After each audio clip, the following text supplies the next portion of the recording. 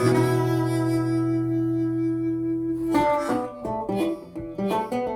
today's video I want to talk about my experience with my caddy camper conversion.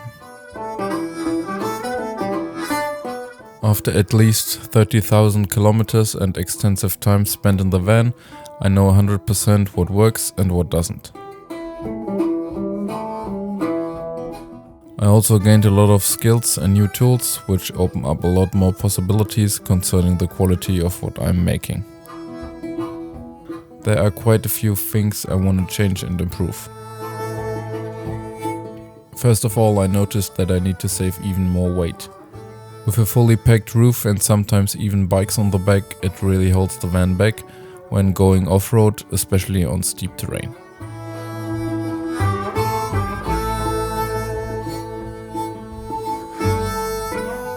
First of all, the wood I used is pretty light, but it has no veneer on it, so it isn't too durable.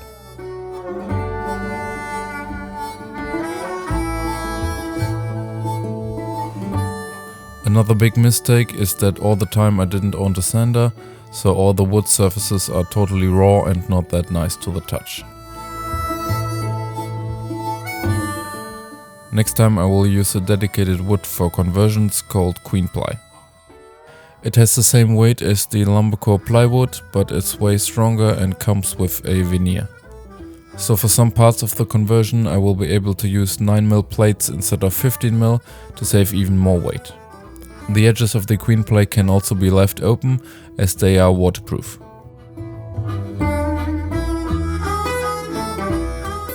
The rock'n'roll bed is really comfy, but it has a few downsides. And the biggest being that I can't sit up straight once it's folded up. I just did that so that I can gain more width on the bed by spreading it over the wheel arch. The bed's extension is also a problem. While the draw slides hold 220 kg each, they are limited by just being screwed into the wood. So you can't sit on it, which means pushing it back in every time you want to leave the van at night. The fact the bed has to be folded up to access the refrigerator turned out to be nerve-wracking. Same goes for the bed needed to be folded down to access the cabinets I use for clothing. The side cabinet took a lot of abuse because I mounted it flush to the roof. Every time the van flexes, the side cabinet goes with it. It should be just attached to the base plate. The space above the wheel arch isn't used too well. There should be a bigger compartment for storing things like folding chairs and table. The routing of my diesel heater's hot air pipes has too many bends, so a lot of the heat gets lost. This compartment was meant for my camera gear to be charged while driving.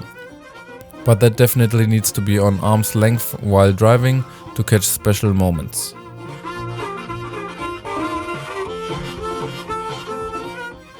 The stone sink is heavy and too small.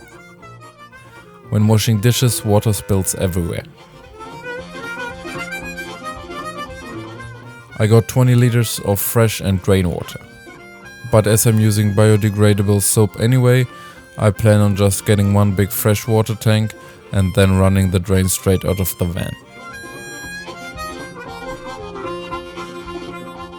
Another problem is that the lid of the canister which holds the 12-volt pump isn't tight.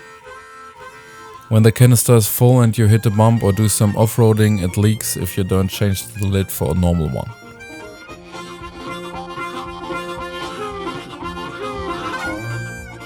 My electrical system is right besides the water setup. That's not the best combination in case of a leak. The kitchen's tabletop isn't really usable because you can't sit in front of it. The floor compartment is mostly used to store canned food, but when the third seat is installed you have nowhere to put your feet. Same will be the case for the passenger's seat once it's been turned into a swivel seat. There's also no proper space to store full-face helmets. They are always in the way and fly around in their pouches.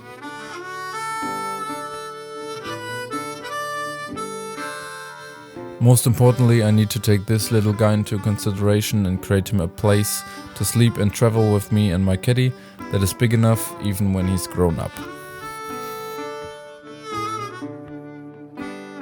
Of course, there are a lot more small changes and upgrades I want to make in the future. I will present the solution to all those problems in the upcoming episodes. See you then, cheers!